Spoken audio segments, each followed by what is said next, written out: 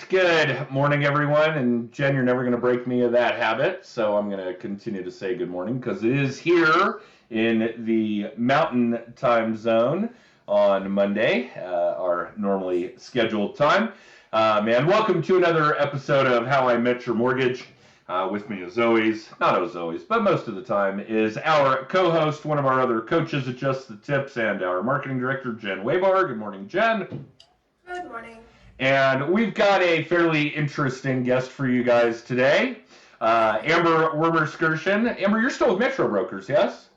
Oh, yeah. Okay. And Amber and I have known each other a long, long time. In fact, probably from about the time she started getting into real estate. And we're going to have a bit of a departure from our normal content for you guys today. I will try to circle this back to how we need to talk about our lead gen and changing our lead gen and that kind of thing, which is what next week's weekly little tip will be about as well. So if you guys aren't catching that, we'll give you some instructions on how to get that coming to you at the end of the episode here.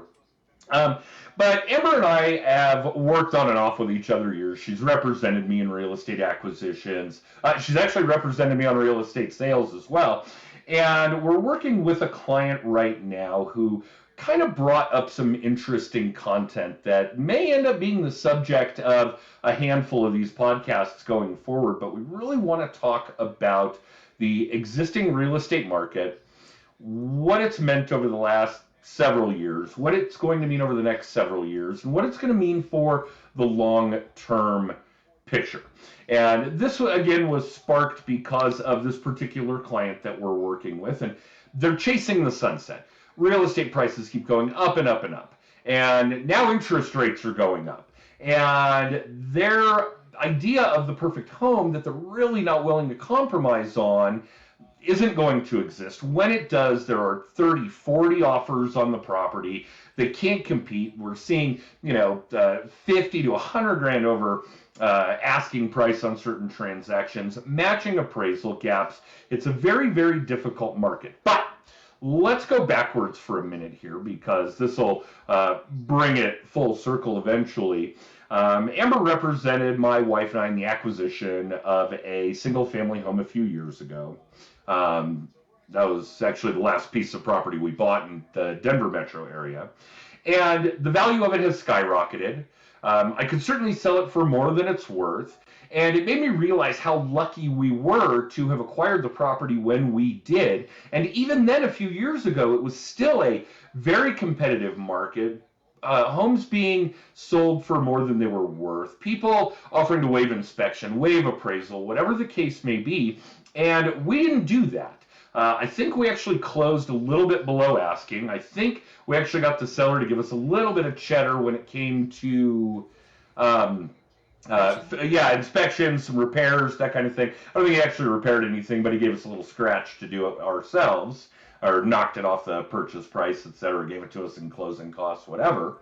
And fast forward only a few years, I mean, literally, it hasn't even been 36 months yet, and we're in this current space. So, Amber, if we were looking at this today, average single-family home, increasing interest rate market, supply and demand issue, properties are, I can't even describe really what's going on with properties because I can't get my head around it. But what does the average single-family home buyer, like we were a few years ago, have to deal with today? It's awful. And I used to tell people, don't worry, it's, the biggest investment of your life. I really want you to have those warm tinglies, like, have a great experience looking at homes, so forth and so on. And now it's a very different conversation with buyers. It's like, you're going to have to give away literally everything you possibly can to even try to compete. And most of the time, you're going to be putting in a handful of offers, at least until one is accepted. Period. I mean, it's not a fun experience. It's really hard for people. And as long as you go into it knowing that, which is what I always try to guide my buyers and have them prepared for, I think you're okay. But you're not going to get all your wants and needs. You're going to have to settle, and you're going to Adam, I'm not kidding you. Like even a year ago, I had a hard time having buyers pay over appraisal. And now if you're not willing to do it, you're not even within the top 10 offers. Like, Right. Let's talk about that settling, as it were, because my role and your role in a real estate transaction as a mortgage originator are very, very different. My take on it is strictly from the the perspective of what's best for your finances. Okay, that's all I really care about is what's best for a buyer borrower's dollars, right? So when we're talking about that particular situation, are we looking at scenarios where it still doesn't make good financial sense? Because don't get me wrong, if I'm investing in something and I know I'm going to get 15+% return guaranteed for God knows how many years going forward, to me it still seems like settling, as we put it, isn't really settling because I'm strictly looking at the financial aspect. I agree with you 100%. I tell people all the time. I mean, if you can get in however you can. If getting in means starting out as a condo and that's all you can get for a couple of years, get in. If it's getting into a townhome because you wanted that single family home and the picket fence and everything, and you're priced out of that market because a lot of people are right now. Just get into a townhome. Just get into whatever you can. Grab a piece of the market while it is like this, which it's going to continue to be. Like you said, from a financial standpoint, if you had any kind of investment that could yield you that kind of return for doing nothing, for just sitting on it, why wouldn't you do it? And not only are you doing nothing for that investment, you have a place to live. You're not giving somebody else your money. So, and it's still going to be cheaper than renting. Oh, Even with the increase in interest rates, it's still got to be cheaper than renting the same property. It's way cheaper. And then take doing nothing to your house except for, vacuuming before you leave. Change your furnace filter. Yeah. And in 2 years, make $100,000 off of it and take it somewhere else. I mean, it's just, that's how rapidly it's increasing. That's how quickly it is. I have a client right now who bought 7 months ago. He bought a townhome because he travels a lot. And he decided that he found the love of his life and they're going to move to a different state now. And he's talking about selling it. And I, like in any other scenario, just sit on it, man, rent it. Like I want him to do that anyway, but he doesn't want to deal with it. So just in 7 months, paying closing costs, commissions, title insurance, he's still gonna net over $15,000 in 7 months on a townhome. It's insane. So why not take a piece of that? Why would you not take a piece of that if you had the ability? Yeah, true story. Okay, so let's talk about the immediate future, the near term. We've talked about the last 3 years. Let's talk about the next 3 years. And Jen, we're probably scaring the shit out of you, which is, part of the problem here because you're not alone. Millions of people are going to be in this boat. So, Jen, when you see it, and I know you don't really see what goes on the mortgage transaction side of the business, you're on the opposite side of the office, and we don't bother you with it a whole lot. But where is your perspective on this? I know you want to buy a home in the not too distant future. And I know that you've got thoughts that you want it to be the right place. And I know that you've got thoughts that it doesn't have to be because it's going to make me some money regardless. But this has got to be terrifying for you. Yeah, I mean, I do feel lucky that I don't have kids, that I just have pets. So, I mean, obviously I'd love to have something with a yard, but even I'm in Monument now, and even in the springs, getting something with a yard is nearly impossible, even in the springs, and it's only going to get harder. And I've kind of just accepted the fact that just like my apartment life, I'll end up walking my dogs and not be able to just throw them in the backyard like I would love to do. But it is terrifying. I can't even imagine trying to afford a quote unquote starter home right now, but on top of that, the competitiveness of it all and trying to get the right offer on the right property. I do, again, feel lucky that I don't have to take into account school districts or any of that. But I do have to take into account being a single female and being safe. So it's terrifying. I can't imagine what it's going to look like. And I mean, I would say I'm probably 2 years out from buying. And if this continues, the average, I mean, I only need a like 2-bedroom house, and I can't even imagine what that's going to look like in that time. Well, and let's put some other scary factors in there as far as what's going on right now that is Okay, going let me to get my coffee. continue. Yeah. You may want to switch out that coffee for wine at this point. But, like Glenn and Ashley with GTG Financial in California, they're kind of our counterparts, mine and Jen's. One of them had posted something in social media recently about they had a client. It's about an $800,000 price range. They're in like Sonoma, California. They offered, I want to say, 100 grand over asking, plus an appraisal gap, and they were not the winning offer. No. Okay, and 800,000 there is probably the typical average, single family home. So mind-boggling stuff. Locally, yeah, we're seeing things go tens, probably not hundreds, but tens of thousands of dollars over asking. Appraisal gaps, yeah. Oh, hell, excuse me, heck yes.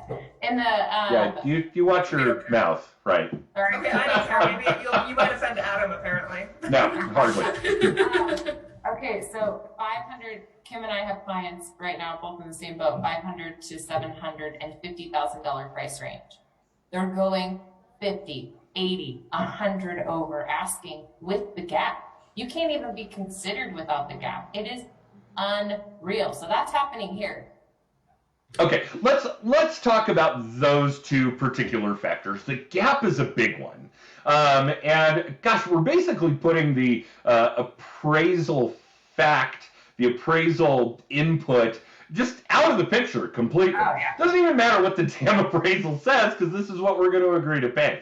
Now, from a lending side, obviously the appraisal matters, which is why these gaps are so important to the sellers to make sure that these transactions actually do consummate. The other piece of that, of course, is that while the lending world has been relatively good in the past about keeping pace, we got our usual 6% increase on the conforming loan limits this year. The Denver metro area hovers around 600,000 now. The real estate values were probably going up 10 to 15% in recent years. Now with what's going on with the 100 grand over asking and appraisal gaps being paid for, bear in mind a house is only worth what somebody's willing to pay for it. Now the lending industry can't even come close to keeping pace. So let's talk about the long term, because this is some really scary shit in my mind. Let's assume that this continues for a decade, and it should, easily, right? And just to give our listeners, certainly the consumers, the ones that aren't involved directly in mortgages or real estate directly, an idea of what this looks like. And this is true in every urban area coast to coast. But the Denver metro area, to have a balanced market, a 6-month inventory, and that's what defines it, Anchorage, Alaska, Mobile, Alabama, a 6-month inventory is balanced. It's not a seller's market, it's not a buyer's market. We would need about 30,000 listings in the Denver metro area at any given time for that to work. And right now we've got, what, about 5,000, I think? Last I saw was 5,200. Yeah, okay. So a fraction, literally a fraction. So the supply and demand issue is going to continue for a long, long time. A decade to get from where we need 5,000 at any given moment that we have now to 30,000 at any given moment just to be balanced. I'm not talking about a buyer's market, just for it to be balanced, is going to be a decade. So if this trend continues for a decade or two, and 10 years from now, the average single family home in our area is in excess of $1 million. $1 million, right? And we know lending isn't going to keep pace. So now we've got to have high balance loans, jumbo loans. We've got to put 20% down.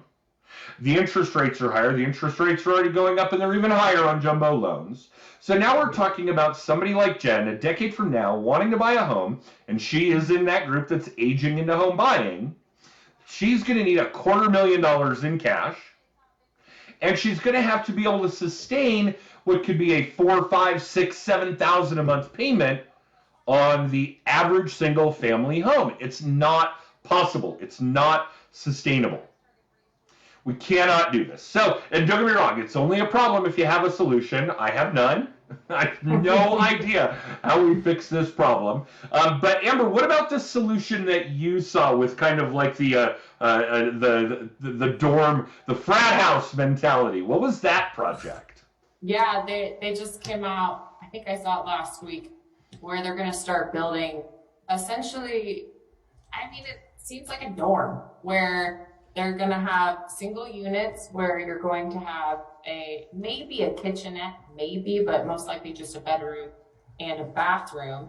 And then there's going to be, any space that you have is going to be shared, like a kitchen and a living room, all that's a shared space. So really, like, somebody came up with a solution for dorm style living, and I don't.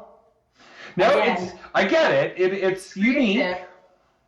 It's creative, but I don't think that's going to solve, I mean, any. Okay, so we're talking about like 4 master bedroom units. Yeah. And each bedroom will sell separately. Let's call it 150 grand, 200 grand. And you're going to have shared space, common kitchen, living room, maybe a deck or balcony, whatever, or a patio or balcony, I guess would be more appropriate. Yeah. And so now I've got the problem of which one of these other co-owners, right? This is an owner. This is a permanent situation. Yeah. This isn't somebody whose lease is up in 12 months. Which co-owner isn't doing the damn dishes? Which co-owner ate my freaking Cocoa Puffs? Co-owner, like the way, like, I don't know if people understand the gravity of that. And which co-owner is going to decide that they want to go buy something else in Kentucky and then leave me with a tenant is now my shared space. Yeah. All right. So this is not a big viable solution. Maybe there's a niche for it. We all watched over the last 3, 5, even 10 years in all these major metropolitan areas the huge influx of apartment buildings, right? And again, we're solving a housing shortage problem, so I get that. And when we look closely at them, we can see that they're all individually metered, power, gas, water, that they are ripe to eventually be condominiumized. But housing shortage, the rent is such a cash cow. Why am I going to sell off an apartment building when I'm making cash hand over fist in the rental market? I'm not. So now that solution's down the toilet. Now, don't get me wrong, we looked at the Denver stats, the Denver metro area stats, and there were like 20 to 25,000 of these apartments built that way in the last 5 or 10 years. So that would take a big chunk out of the owner housing shortage, 1, 2, 3 bedroom condos. Yeah. Excuse me. But again, they're not coming up on the market because I'm hanging on to them. I'm making cash, bones, tons of cheddar on the rentals. So I'm not giving up that. So how do we fix this? Man, if we could figure that out, we would make a lot of money. Yeah, maybe. I'm not sure there's a lot of money to be made. I mean, the problem is there's also no space. I mean, we used to talk about driving till you qualified years ago. Now, if you drove till you qualified, you'd be in Kansas. Like, I don't know. It's just going to keep sprawling. All right. So I don't think the article really focused on the heart of the matter, but kudos to the local NBC affiliate 9 News, KUSA. They were running a story this morning about this housing shortage and some other impacts that we're not thinking of. One of them, in this drive till you qualify mentality, and don't get me wrong, I think we're already seeing that kind of a shift because so many people have figured out they're able to work from home. But for the ones that don't, now we're talking about an enormous increase in day-to-day traffic, right? In and out of the city, in and out of every city. Okay, so eventually that leads to a pollution problem. But at the added expense of the housing market, of having to commute further, so on and so forth, also has a big impact on consumer spending, which is uber important for the economy. So we're having all these adverse impacts of what's going on right now. Right? So, Jen, what looks ideal for you? If you're going to buy a home in 2 years, what do you think needs to happen over the next 24 months for it to be possible for you? Oh, big question. Yeah, I mean, I can say I would never buy into one of those dorm like places. I might as well stay in my overly priced apartment. In your Like, one-bedroom no, rental, that's the right? problem. Is you Yeah. shouldn't. You still, at the end of the day, you still. Right, right. But there's no way I'm sharing a kitchen with strangers. I mean, you and me. Yeah, no, that would not end well at all. Okay, so now we're gonna run out of one-bedroom condos because people will see the light, that it is Yeah. temporary, that Right. it is a good financial move, that I will make some money, that I will save some money on my housing expense month to month. Okay, so now we're out of one-bedroom condos, like we're not already, but whatever. Right. Yeah. Yeah, I mean, I only see a condo or a townhouse being my option, which is ultimately okay. Again, I'm in a good situation, no kids, like dogs, whatever. It's not as big a deal to not have, a true single family home to myself. I guess, I mean, ultimately, yeah, it's moving even further out of the cities, which I don't really want to do. That sounds shitty. My commute's already not great. Um, luckily I can work from home some, so that's helpful.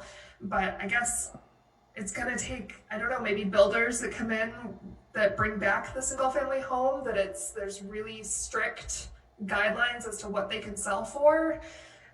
But I don't see a builder doing that. If they could make an insane amount of money, why would they? And they're not making an insane amount of money. Don't get me wrong, we hate the builders. With the builders, okay, right now the sellers are awful. If I want to sell my house and I demand that my buyer have pink hair, people will dye their hair pink, and I can do that. The builders have always been the worst sellers. They still are, even as bad as it is. But in their defense, and I can't believe I'm actually coming to the builders' defense, the land costs a fortune, the water taps cost a fortune, the power taps cost a fortune. They're already in 400 grand before they sell a basic home. We have to go back because the builders are all building with metro districts, so don't feel too bad for them. Right. And so the problem becomes bigger because you're not going to see the electric company roll back their prices on power taps, or the water company roll back their prices on water taps. You're not going to see the cost of land go down. So maybe the builders building, multi-generational homes. That's why we moved into this one, so that we could accommodate multi-gen. Maybe the builders shift their focus to build more high density, more condos, more townhomes on the same piece of land. Shit, how many condos could we build on the land it takes to build a, footprint of 10 homes, 10 single-family homes, 100 condos? I don't know. So maybe some of that shifts, but, God, I mean, we're just talking about such big problems with such invisible solutions that I'm really worried for the housing market, the real estate community, the mortgage lending community, the home buying community, and the entire economy a decade from now. It's gonna look like any other big city that doesn't have enough housing. I mean, Chicago, New York. I mean, they're comparing us to those bigger markets. So there's going to be an issue where there's just a chunk of people that don't ever get to actually own. They're going to rent forever, and that's what our economy is headed towards. We've got a gap between the haves and the have-nots already. Oh yeah. Now it becomes a chasm. Only 1%ers can buy a home? I don't know how to fix it any other way. Get in now.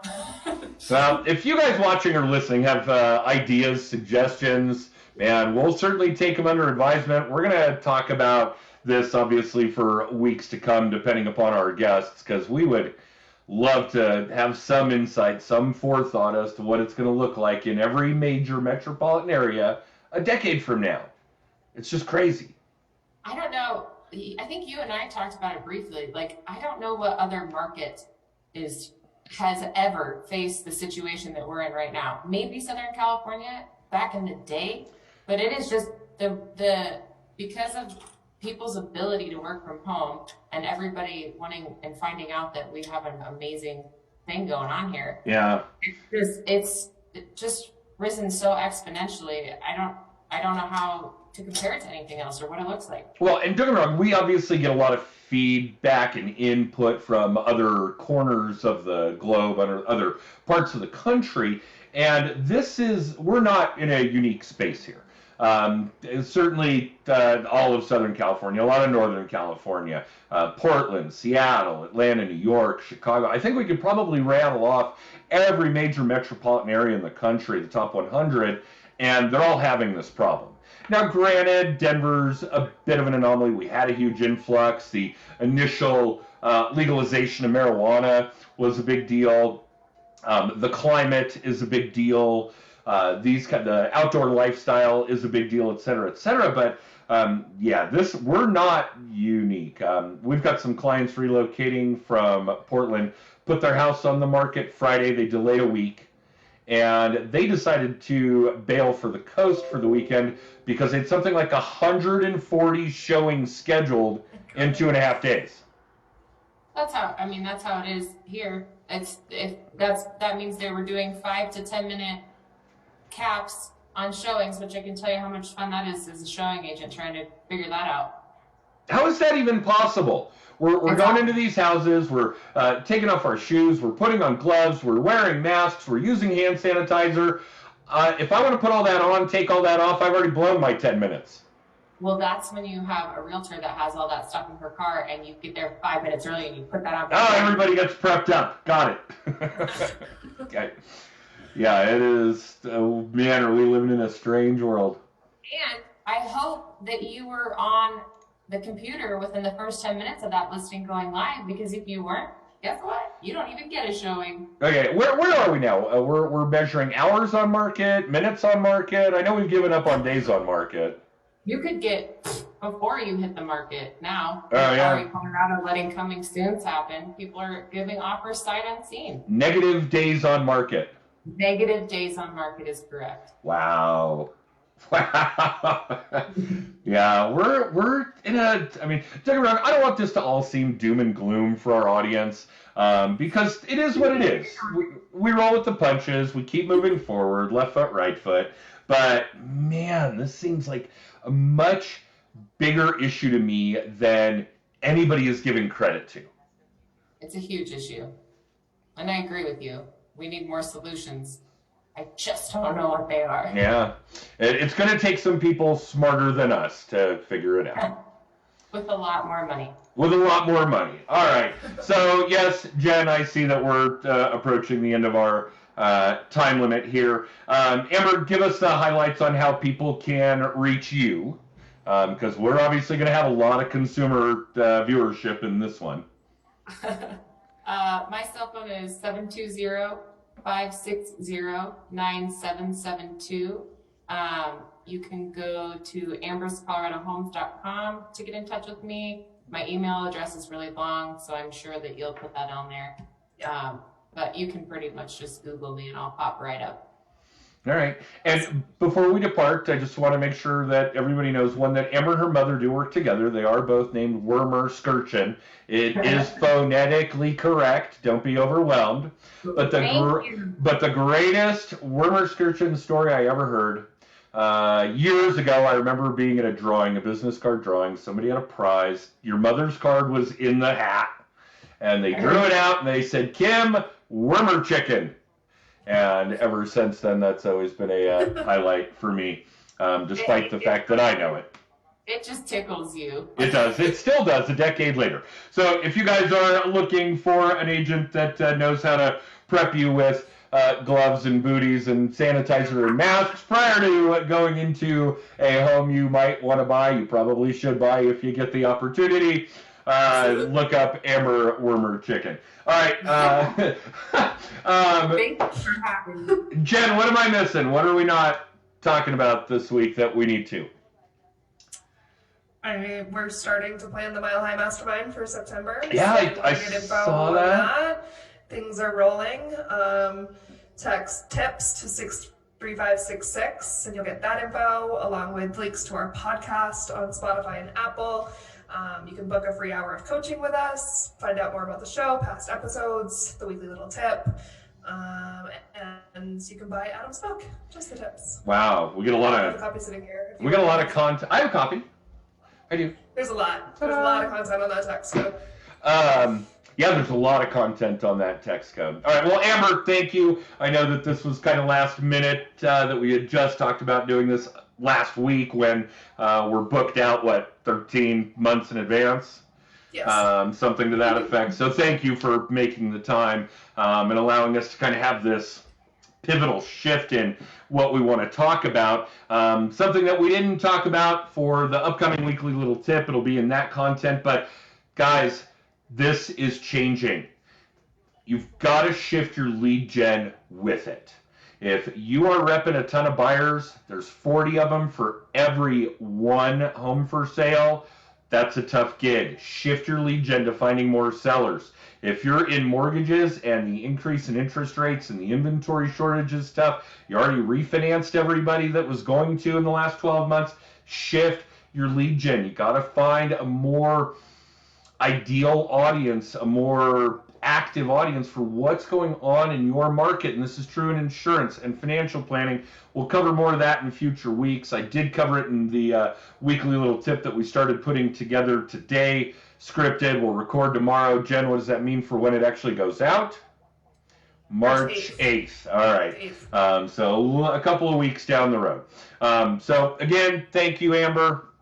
Much appreciated. For those of you watching live or listening live, thank you. For those of you tuning in syndication, either to the video cast or to the podcast, have a great remainder of your day, week, however long that may be. If you're listening to us at 11 at night, it isn't going to be that long the rest of your day. Outside of that, ladies, I'm going to run our extra. Don't go anywhere. And the rest of you, we'll see you next week.